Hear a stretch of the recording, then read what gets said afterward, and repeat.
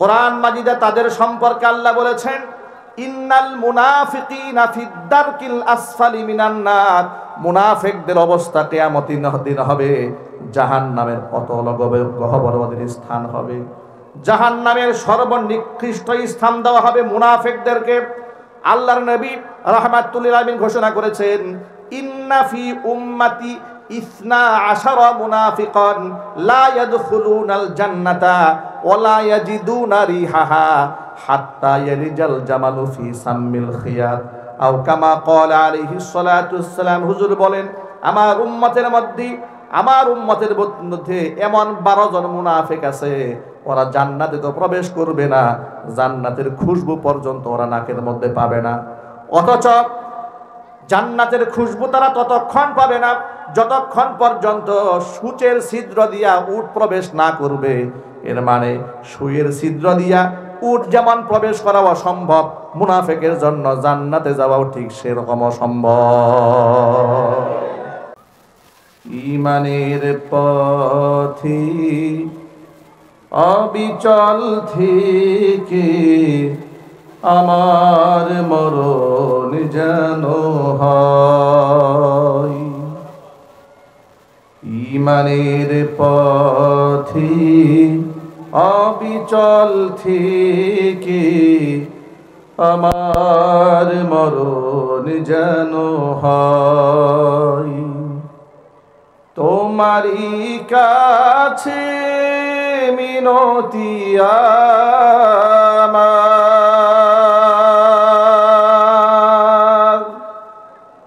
তোমারই কাছে মিনতি আমার, মহামহিম দয়াময়।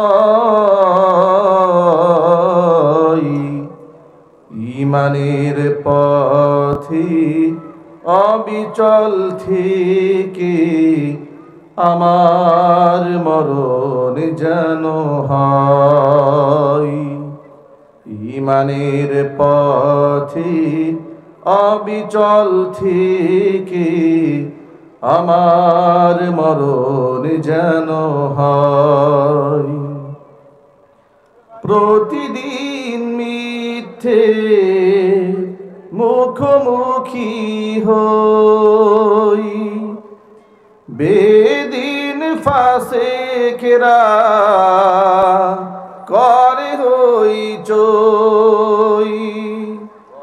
প্রতিদিন মিথ্যে মুখোমুখি হই, বেদিন ফাসেকেরা করে হইচই। আজাজিলে সে গুমরাহি সুর গান করে তুলে মোহময়। আজাজিলে সে গুমরাহি সুর গান করে তুলে মোহময়। ঈমানের পথে অবিচল থেকে আমার মরণ যেন হয়। তোমারই কাছে মিনতি আমার, তোমারই কাছে মিনতি আমার, মহামহিম দয়াময়। ঈমানের পথে অবিচল থেকে আমার মরণ যেন হয়। ঈমানের পথে অবিচল থেকে আমার মরণ যেন হয়। ঈমানের পথে অবিচল থেকে আমার মরণ যেন হয়। সকলেই বলুন আল্লাহুম্মা আমিন। ঐতিহ্যবাহী গাজীপুর জেলার অন্তর্গত কালিয়াকুর উপজেলা ওলামা কল্যাণ পরিষদ কর্তৃক আয়োজিত হরিণহাটি বাইতুন নূর কেন্দ্রীয় জামে মসজিদ সংলগ্ন মাঠে আজকের ইসলামী মহাসম্মেলনের সম্মানিত সভাপতি জনাব আলহাজ মাওলানা নজরুল ইসলাম সাহেব, সভাপতি গাজীপুর কালিয়াকুর উপজেলা উলামা কল্যাণ পরিষদ, মোহতারাম সভাপতির নেক হায়াত আল্লাহ তাআলা দারাজ করেন, তার খিদমাতের ওয়াসাআতকে আল্লাহ তাআলা বৃদ্ধি করে দেন। আজকের আমন্ত্রিত বিশেষ অতিথিবৃন্দ, হাজরাত, উলামায়ে কেরাম, মুরব্বিয়ানে আযম, অত্র এলাকা এবং পার্শ্ববর্তী এলাকার বিভিন্ন প্রান্ত থেকে ছুটে আসা দিন দরদি, ইমানদার, পরহেজগার, মুত্তাকি মুসলিম ভাইয়েরা, পর্দার অন্তরালে অবস্থানরত আমাদের সকলের শ্রদ্ধা ভাজন পর্দানিসীন মা এবং বোনেরা, মহান আল্লাহ রব্বুল আলামিনের দরবারে আলিশান লাখ কোটি শুকরিয়া আদায় করছি যে মহান মনিব আমাদেরকে জুলাই আগস্টের বিপ্লবের মাধ্যমে নতুন স্বাধীনতা এনে দিয়ে স্বাধীনভাবে কোরআন সুন্নাহ থেকে আলোচনা করার, আলোচনা শোনার সুন্দর পরিবেশ তৈরি করে দিয়েছেন। এখন স্টেজে ওঠার আগে কেউ আমাদেরকে কানে কানে বলে না, হুজুর পরিস্থিতি খুব একটা ভালো না। বয়ানে কেউ আমাদেরকে স্লিপ দেয় না, থানা থেকে কেউ আমাদেরকে ফোন দেয় না, কোনো মাহফিল কর্তৃপক্ষ এখন আর বলে না হুজুর আপনার আইডি কার্ডের ফটোকপি দেন, থানা থেকে চেয়েছে। কেউ বলে না হুজুর পুলিশের ঊর্ধ্বতন কর্মকর্তাকে দিয়ে একটা ফোন দেওয়ান, মাহফিল তো করতে পারছি না, গত রাত্রে থানা থেকে ওসি সাহেব এসে মাহফিল বন্ধ করে দিয়েছে। এগুলো আর কেউ বলে না, ইনশাল্লাহ এগুলো আর কেউ বলতে পারবেও না। ঠিক কিনা বলেন? এদেশের ওলামারা এই দেশে যে পরিমাণ শ্রম দিয়েছে, ঘাম ঝরিয়েছে, রক্ত ঝরিয়েছে, আলেমদের ত্যাগ, আলেমদের তিতিক্ষা, আলেমদের জীবন বাজি রেখে ইসলামের পক্ষে চলার অবদানে আজকে 56,000 বর্গ মাইলের প্রতি ইঞ্চি মাটি ইসলামের জন্য আল্লাহ পাক উর্বর বানিয়ে দিয়েছেন। কথা ঠিক কিনা বলেন? ইসলামের সপক্ষে আপনারা ছিলেন, আছেন, ভবিষ্যতেও থাকবেন। বলেন ইনশাআল্লাহ। সবাই একটু জোর আওয়াজে বলতে হবে ইনশাআল্লাহ। মনে রাখবেন, আজকের কালিয়াকুর উপজেলা উলামা কল্যাণ পরিষদ আজকের এই ইসলামী মহাসম্মেলন আয়োজন করেছেন। ওলামারা হচ্ছেন আমাদের মাথার মুকুট, আমাদের মাথার তাজ। আলেম ওলামাদের সম্মান স্বয়ং আল্লাহ পাক বৃদ্ধি করেছেন। নবী করিম সাল্লাল্লাহু আলাইহি ওয়াসাল্লামের অসংখ্য হাদিস দ্বারা ওলামাদের শান মান ফুটে ওঠে। কোরআন মাজিদে আল্লাহ পাক স্পষ্ট বলে দিয়েছেন, ইন্নামা ইয়াখশাল্লাহা মিন ইবাদিহিল উলামা।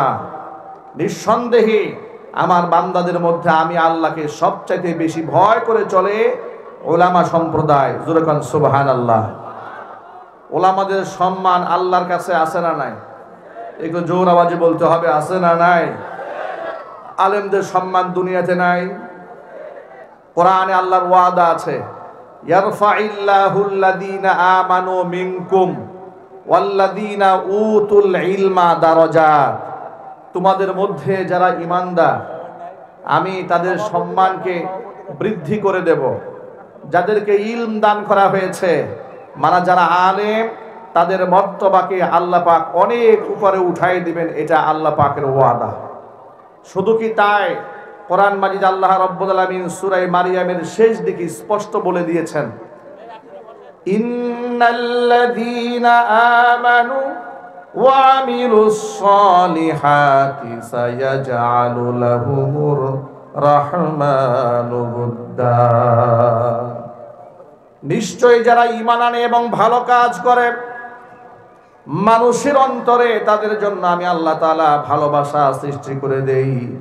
কোন ব্যক্তিকে আল্লাহ পাক যখন ভালোবাসেন, ফাআলানা ফিস সামা, এই দুনিয়ার কোন ব্যক্তিকে যখন আল্লাহ ভালোবাসেন, আল্লাহ রাব্বুল আলামিন জিবরাইল আলাইহিস সালাতু ওয়াস সালামকে ডেকে বলেন, ও জিবরাইল, দুনিয়ার অমুকের পুত্র অমুককে আমি আল্লাহ বড্ড ভালোবাসি। আল্লাহ পাক যখন তার ভালোবাসার বর্ণনা প্রদান করেন, জিবরাইল আলাইহিস সালাতু ওয়াস সালাম তখন ওই ব্যক্তিকে ভালোবেসে ফেলেন। ভালোবেসেই তিনি ক্ষান্ত হন না। ফাআলানা ফিস সামা, আসমানের মধ্যে এলান করে দেন যাদেরকে আল্লাহ পাক ভালোবাসেন, জিবরাইল ভালোবাসেন। জিবরাইল সমস্ত ফেরেশতাদেরকে বলে যেন, ফেরেশতারা শোনো, আল্লাহ পাক অমুক ব্যক্তিকে ভালোবাসেন, আমি জিবরাইল তাকে ভালোবাসি, তোমরাও তাকে ভালোবাসো।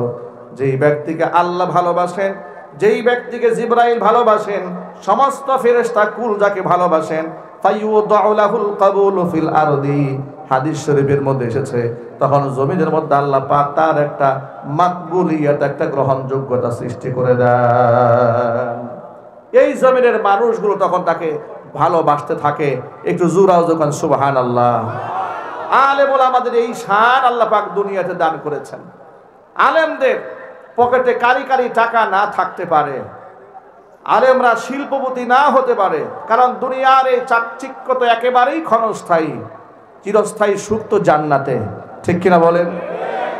দুনিয়ার সফলতা মূল সফলতা নয়, দুনিয়ার ক্ষমতাও মূল ক্ষমতা নয়, দুনিয়ার সম্পদ মূল সম্পদ নয়, দুনিয়ার এই বিশাল অর্জন মূল অর্জন নয়।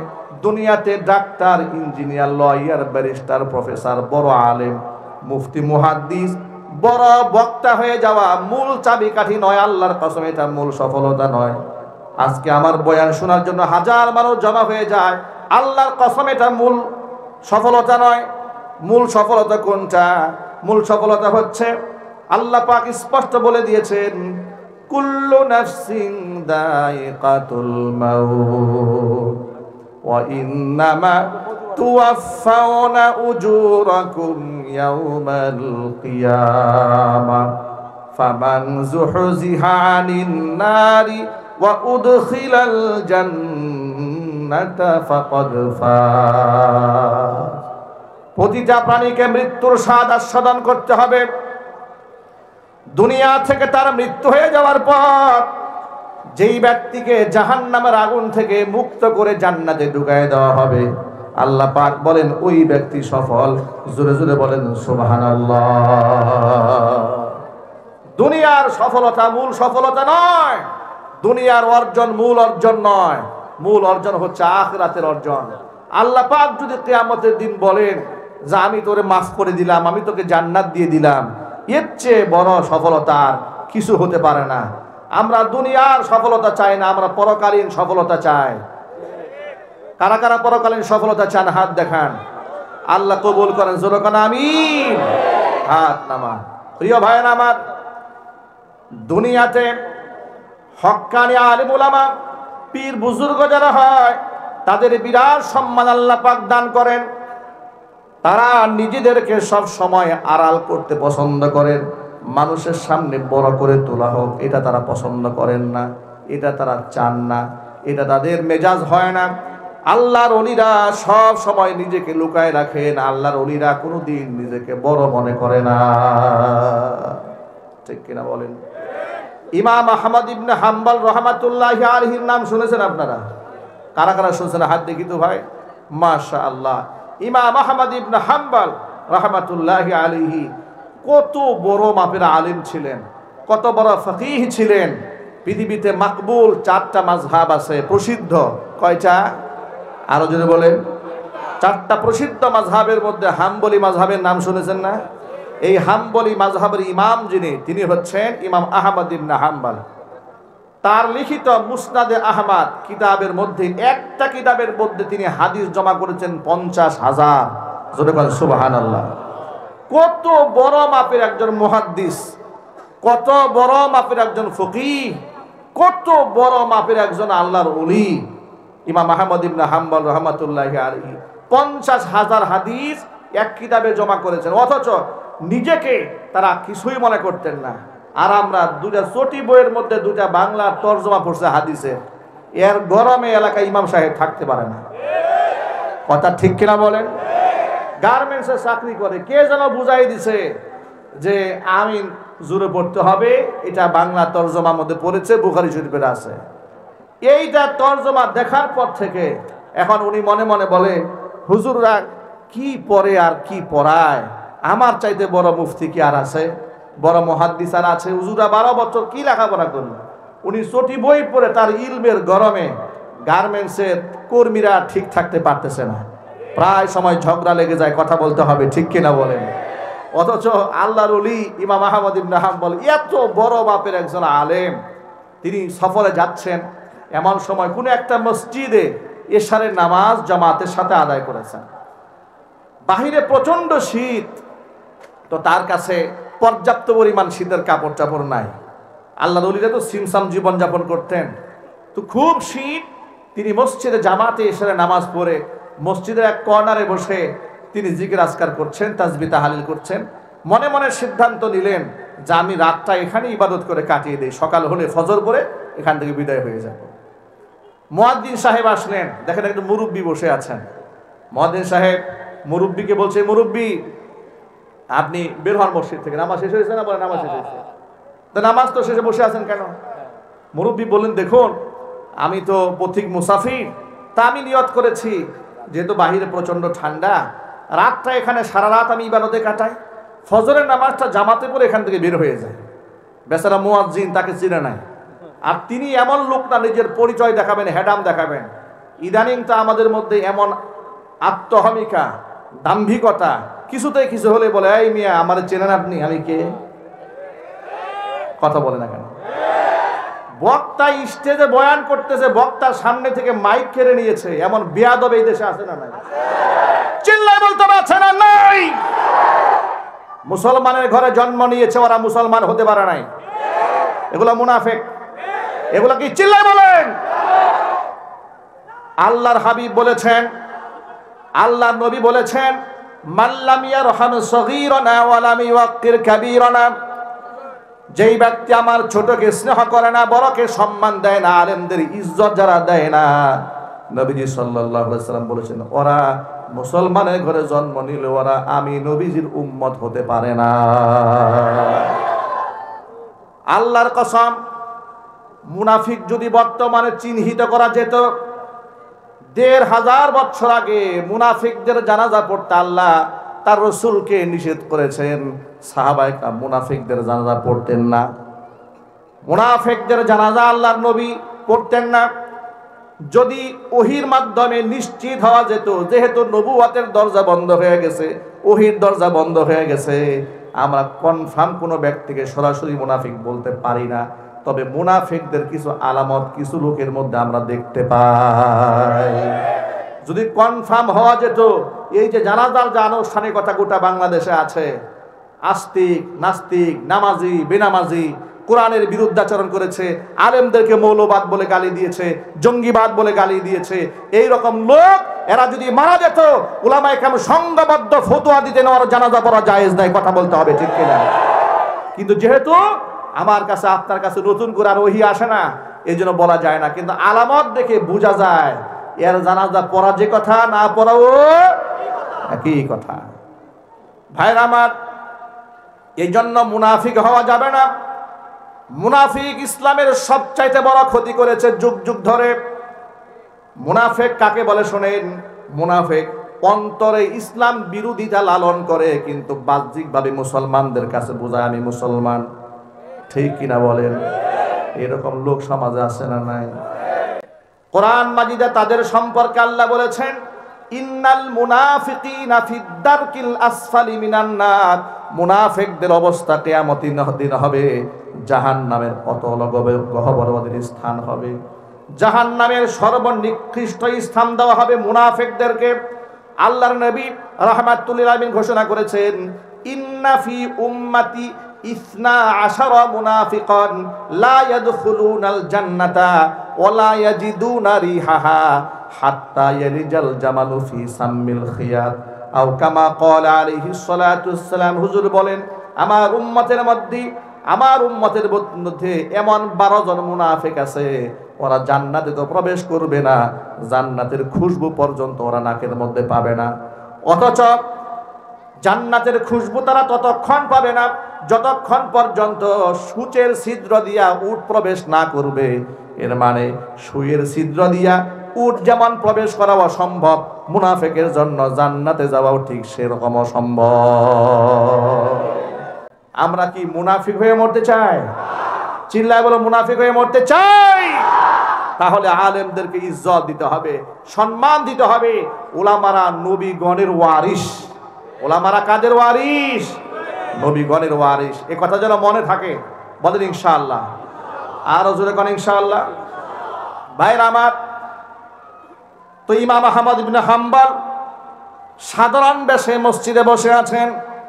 মুয়াজ্জিন সাহেব বললেন, মুরব্বি বের হন, নামাজ শেষ হয়ে গেছে, চলে যান বাইরে। তিনি বললেন, আল্লাহর বান্দা মুয়াজ্জিন সাহেব, আমি তো পথিক মুসাফির, প্রচন্ড শীত বাহিরে, আমার বয়স হয়ে গেছে, মুরব্বী মানুষ আমি, তা আমি এখানে তাহাজ্জুদের রাতটা কাটাই দিই, সকালে ফজর পরে বের হয়ে যাই। মুয়াজ্জিন সাহেব বলল, ওই সমস্ত কথা চলবে না, ওই সমস্ত কথা চলবে না, খালি বের হন মসজিদ থেকে। তখনও তিনি নিজেকে বলেন না, মুয়াজ্জিন সাহেবের কাছে পরিচয় দিয়ে বলেন না, মিয়া আমার চেনো, আমি কে? আমি হচ্ছে এই জগতের শ্রেষ্ঠ মুহাদ্দিস ইমাম আহমদ ইবনে হাম্বল। পরিচয় দিলেন না। সিভিলে ছিলেন, তাকে সেখান থেকে মসজিদ থেকে বের করে দেওয়া হলো। কিতাবের মধ্যে এসেছে, ইমাম আহমদ ইবনে হাম্বল রাহমাতুল্লাহি আলাইহি মসজিদ থেকে বের হয়ে তালাশ করতেছিলেন যে রাতটা কোথায় একটু আরামে কাটায় দেওয়া যায়। একটুকু হাঁটতে হাঁটতে দেখতে পেলেন বাজারের কোনায় বসে একটা ইয়াং ছেলে রুটির দোকান করছে। রুটির দোকান করছে, এখানে তাওয়ার মধ্যে রুটি দিচ্ছে, রুটি সেকতেছে আর রুটি বিক্রি করতেছে গভীর রাতে। আহমদ ইবনে হাম্বল রাহমাতুল্লাহি আলাইহি ওই ইয়াং দোকানদারের পাশে গিয়া বসলেন। পাশে গিয়া বলছেন, ও দোকানদার, তোমার তাওয়ার মধ্যে রুটি সেকতেছো, আমি যদি পাশে বসে একটু কাছ থেকে তাপ গ্রহণ করি, তোমার কোনো আপত্তি আছে? দোকানদার বলল, মুরব্বী বলেন কি, এটা কোনো বিষয় নাকি? আপনি যদি এখানে বসে একটু তাপ গ্রহণ করেন তো আমার সুবিধা হলো, আমি একটা সঙ্গী পেয়ে গেলাম, কোনো অসুবিধা না, আপনি বসুন। ইমাম আহমদ বিন হাম্বল রাহমাতুল্লাহি আলাইহি তাওয়ার পাশে বসলে বললেন, সেখান থেকে তাপ গ্রহণ করতেছিলেন। আর দোকানদারের কি দোকানদারি করে, কেমনে করে পর্যবেক্ষণ করতেছিলেন। তিনি দেখতে পেলেন এই ইয়াং দোকানদার তাওয়ার মধ্যে যখন রুটি দেয় তখন বলে আস্তাগফিরুল্লাহ, আবার তাওয়া থেকে রুটি যখন উপরে উঠায় বলে আস্তাগফিরুল্লাহ, কাস্টমারের হাতে রুটি যখন দেয় বলে আস্তাগফিরুল্লাহ, টাকা যখন গ্রহণ করে বলে আস্তাগফিরুল্লাহ। জবানের মধ্যে কথায় কথায় তিনি ইস্তিগফার পাঠ করছেন। ইয়াং ছেলে এই দোকানদারের আচরণ দেখে ইমাম আহমদ ইবনে হাম্বল বড় অবাক হয়ে গেলেন। আল্লাহর বান্দা, জবানে কথায় কথায় ইস্তিগফার কেন পাঠ করো? ইয়াং ছেলেটি বলছে, ও পথিক মুসাফির, তুমি তো জানো না ইস্তিগফারের আমল করতে করতে আল্লাহ পাক আমার মর্যাদা কোথায় উঠিয়ে দিয়েছেন।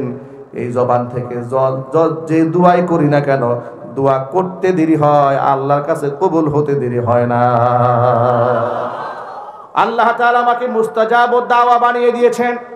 এই জন্য আমার সকল ভাইদের প্রতি উদাত্ত আহ্বান, জবানে বেশি বেশি ইস্তিগফার জারি রাখবেন। আস্তাগফিরুল্লাহ, আস্তাগফিরুল্লাহ, লা হাওলা ওয়ালা কুওয়াতা ইল্লা বিল্লাহ সব সময় পড়বেন। আল্লাহর হাবিবের গায়ে কোনো গুনাহ ছিল না, অথচ আল্লাহর নবী সাল্লাল্লাহু আলাইহি ওয়াসাল্লাম দিনে 70 বারের ঊর্ধ্বে তিনি ইস্তিগফার পাঠ করতেন। জোরে বলেন সুবহানাল্লাহ। ইয়াং এই দোকানদারের কথা শুনে ইমাম আহমদ ইবনে হাম্বল বড় হতবাক হয়ে গেলেন। যাহারে, কি ফিতনার জামানা, যেখানে দোকানদাররা মিথ্যা কথা বলে, 2 নাম্বার জিনিসকে 1 নাম্বার জিনিসের কথা বলে বিক্রি করে, ওজনে কম দেয়, খাদ্যে ভেজাল দেয়। রমজান আসলে তো বর্তমানে আমাদের বাংলাদেশের ব্যবসায়ীদের অবস্থা দেখলে মনে হয় এগুলা সব নরেন্দ্র মোদীর নাতিপুতি। কথা ঠিক কিনা বলেন? আচরণ দেখে মনে হয় না মুসলমান। কৃত্রিম ক্রাইসিস তৈরি করে, খাদ্যদ্রব্য গুদামজাত করে কৃত্রিম ক্রাইসিস তৈরি করে বুটের দাম বাড়িয়ে দেয়, তেলের দাম বাড়িয়ে দেয়, পেঁয়াজের দাম বাড়িয়ে দেয়, খেজুরের দাম বাড়িয়ে দেয়। কথা বলতে হবে ঠিক কিনা? গোটা দুনিয়ার অন্যান্য মুসলিম দেশে, দুবাইয়ে, কাতারে, সৌদি আরবে, যার এমনকি অমুসলিম দেশ জার্মানি পর্যন্ত রমজান মাসে দেখেছি যে তারা সেখানে দ্রব্যমূল্য মুসলিমদের জন্য কমিয়ে দিয়েছে।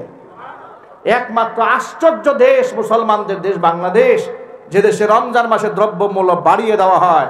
আমি সকল ভাইদেরকে বলছি, এই ক্ষেত্রে আমাদেরও দোষ আছে। সেই দোষটা কি জানেন? রমজান এসেছিল ত্যাগের জন্য, আমরা ত্যাগের মাস না বানিয়ে ভোগের মাস বানিয়েছি। 11 মাস এই খানা খায় না, জন্মের খানা রমজান মাসে খায়। ঠিক কিনা বলেন? 14 আইটেম নিয়ে বসছি ইফতারে। আরে ভাই, এত ইফতার আইটেম দরকারটা কি? আপনি তো খেজুরকে ফরজ বানিয়ে ফেলেছেন, ওয়াজিব মনে হয় বানিয়ে ফেলেছেন।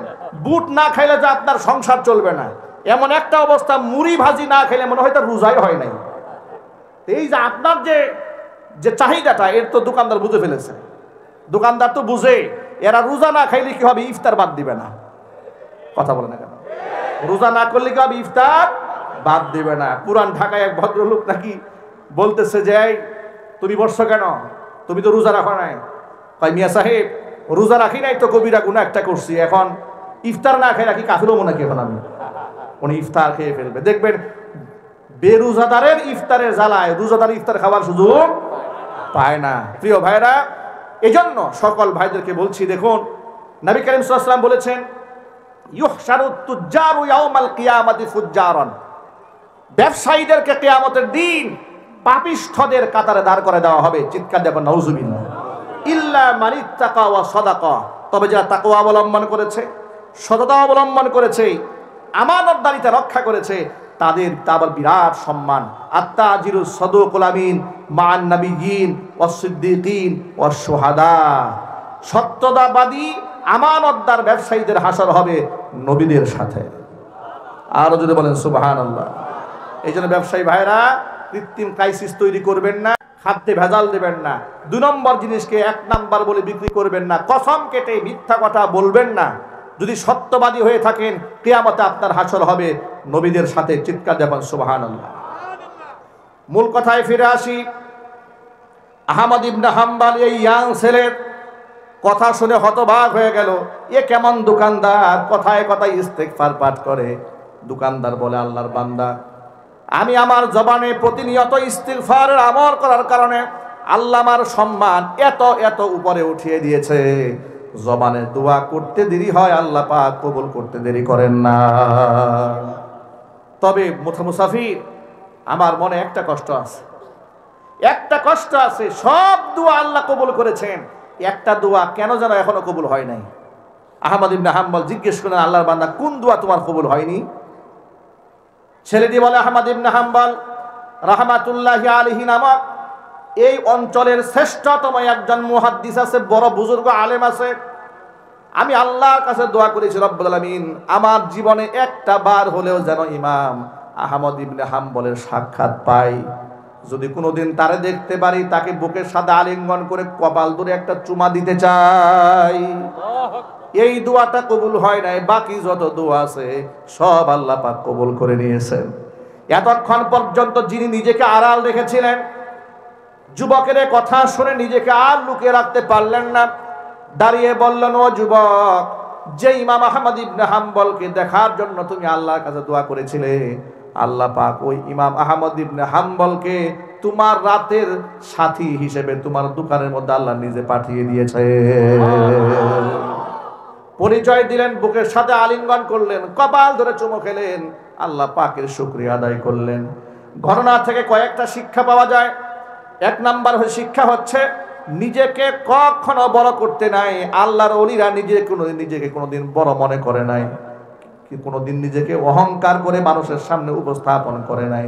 কিন্তু আমাদের কথার মধ্যে অহংকার, চলার মধ্যে অহংকার, আমাদের আচরণের মধ্যে অহংকার আছে না নাই? কথা বলে না কেন? আল্লাহর হাবিব রাহমাতুল লিল আলামিন 1000 বছর আগে ঘোষণা করেছেন, লা ইয়াদখুলুল জান্নাতা মান কানা ফি কলবিহি মিসকালু হাববাতিন মিন কিবরিন। একেবারে দানা পরিমাণ যদি অহংকার কারো কলিজার মধ্যে থাকে, ওই ব্যক্তি জান্নাতে যেতে পারবে না। এই কথা সাহাবীরা শোনার পরে জিজ্ঞেস করলেন, ও আল্লাহর নবী, কিছু মানুষ তো এমন আছে সুন্দর টুপি পরে, সুন্দর জুতা পরে, সুন্দর জামা পরে, এটা কি অহংকারের অংশ কিনা? হুজুর বললেন, না। ইন্নাল্লাহা জামিলুন ইউহিব্বুল জামাল, আল্লাহ নিজে সুন্দর, সৌন্দর্যতাকে আল্লাহ ভালোবাসেন, এটা অহংকার নয়। অহংকার হচ্ছে বাতারুল হাক্কি ওয়া গামতুন নাস, সত্যকে প্রত্যাখ্যান করা আর মানুষদেরকে তুচ্ছ তাচ্ছিল্য মনে করা। কথা ঠিক কিনা বলেন? সত্যকে অস্বীকার করার নাম হচ্ছে অহংকার। সত্যকে অস্বীকার করার নাম কি? অহংকার। কুরআন হক, রাসূল হক, পরকাল সত্য, জান্নাত জাহান্নাম আছে, এতে কি কারো কোনো সন্দেহ আছে আমাদের? আরো জোরে বলতে হবে, সন্দেহ আছে? জীবনের শুরু থেকে শেষ পর্যন্ত, আমার জীবনের শুরু থেকে আমার মৃত্যু পর্যন্ত প্রতিটা পদক্ষেপে আল্লাহর কোরআনের শাসন ব্যবস্থা মানতে হবে। এটা আল্লাহর নির্দেশ। এটা কি আমরা পালন করতে পারবো ইনশাআল্লাহ? একটু জোর আওয়াজে বলতে হবে, পারবে ইনশাআল্লাহ? আল্লাহর কোরআনের বাহিরে যাওয়ার কি আমাদের কোনো সুযোগ আছে? একদিন ইমামদারের মতো গর্জে উঠে জবাব দিয়ে বলেন, আল্লাহর কোরআনের বাহিরে যাওয়ার কি আমাদের কোনো সুযোগ আছে? কোরআন যাকে হালাল বলেছে তা হালাল হিসেবে গণ্য করতে হবে, কোরআন যা হারাম বলেছে সেটা হারাম হিসেবে মান্য করতে হবে। দেখুন, এই যে উলামারা আজকে মাহফিলের ইসলামী সম্মেলন আয়োজন করেছেন, অথচ বিগত 16 বছরে স্বৈরাচারের আমলে এই দেশে, মুসলিম অধ্যুষিত এই দেশে সবচাইতে বেশি নির্যাতিত হয়েছে উলামায়ে কেরাম। আলেমদের কোমরের মধ্যে রশি বেঁধে টেনে টেনে তারা আদালতে দাঁড় করিয়েছে, পায়ের মধ্যে ডান্ডা বেরি পরিয়েছে। কয়েকদিন আগে দেখলাম এক কুখ্যাত নেতা, সে আদালত কর্তৃপক্ষকে বলেছে, আমরা 3-4 বারের এমপি ছিলাম, এই জন্য হাতের মধ্যে হ্যান্ডকাপ লাগালে আমাদের প্রেস্টিজ ইস্যু হয়ে দাঁড়ায়, আমাদের ইজ্জত সম্মান নষ্ট হয়। ওই ইজ্জত আলীর নাম নৌ পরিবহন মন্ত্রী, ঠিক কিনা বলেন? নৌ পরিবহন মন্ত্রী ওই ইজ্জত আলী বলেছে যে আমরা 4-5 বারের এমপি মন্ত্রী, আমাদেরকে হাতের মধ্যে হ্যান্ডকাপ পরায় উঠালে আমাদের প্রেস্টিজ ইস্যু হয়ে দাঁড়ায়। খুব ইজ্জতে লেগেছে, হাতের মধ্যে হ্যান্ডকাপ পড়েছে। আমি তো বলতে চাই, এই সমস্ত এমপি মন্ত্রীরা এই দেশের শ্রেষ্ঠ আলেমদের একটা জুতা বহন করার যোগ্যতা রাখে না। অত সেই সমস্ত আলেম যাদের চেহারা দেখা মানুষ ইবাদত মনে করে, যাদের হাতকে স্পর্শ করতে পারলে নিজেকে ধন্য মনে করে, হাতকে চুম্বন করতে পারলে গর্ববোধ করে, তাদের জন্য চোখের পানি ছেড়ে এই সমস্ত আলেমদেরকে এমন ভাবে ডান্ডা বেরি পরিয়ে আদালতে উঠানো হয়েছে, মনে হতো এদের চাইতে গুন্ডা সন্ত্রাস আর নাই। এমন বিয়াদবি যারা করেছে তাদের পায়ে শুধু ডান্ডা বেরি কেন, এর থেকে নিকৃষ্ট শাস্তি হওয়া দরকার। কথা বলেন ঠিক কিনা বলে?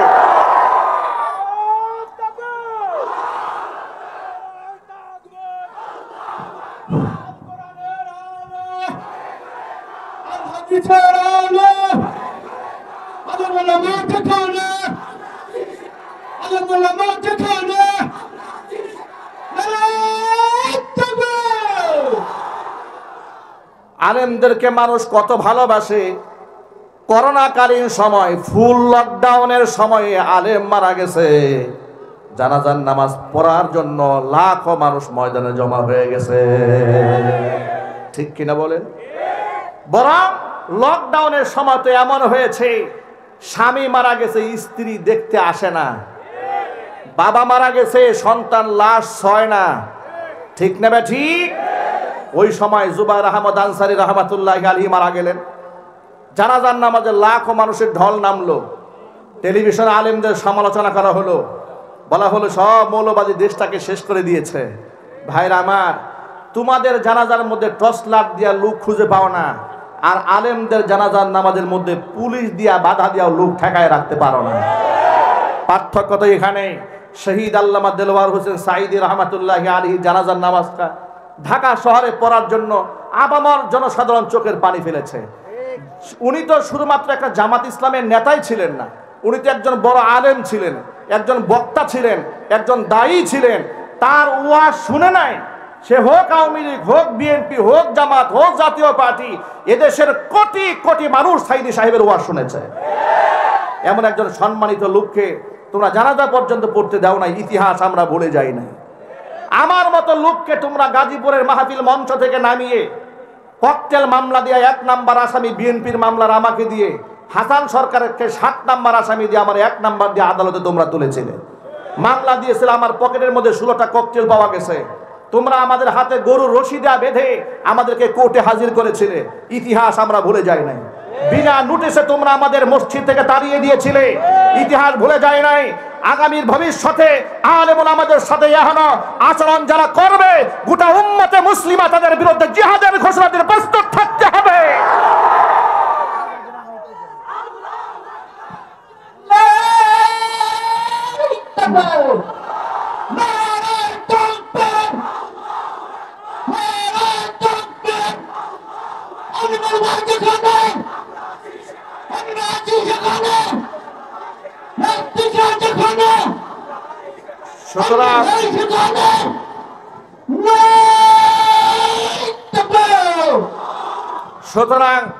সুতরাং ইনশাআল্লাহ আগামী 1 শতাব্দীর ভেতরে এই ভূখণ্ডের মধ্যে আর একটা হাসিনাও তৈরি হবে না।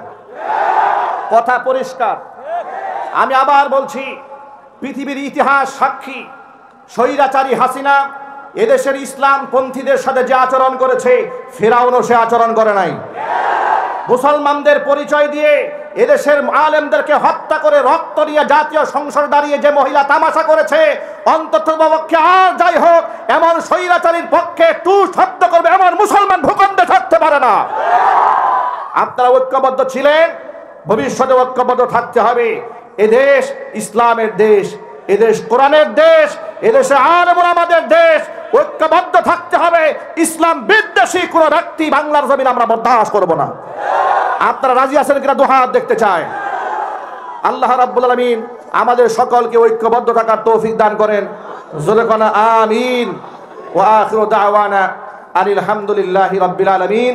ওয়াসসালামু আলাইকুম ওয়া রাহমাতুল্লাহি ওয়া বারাকাতুহু।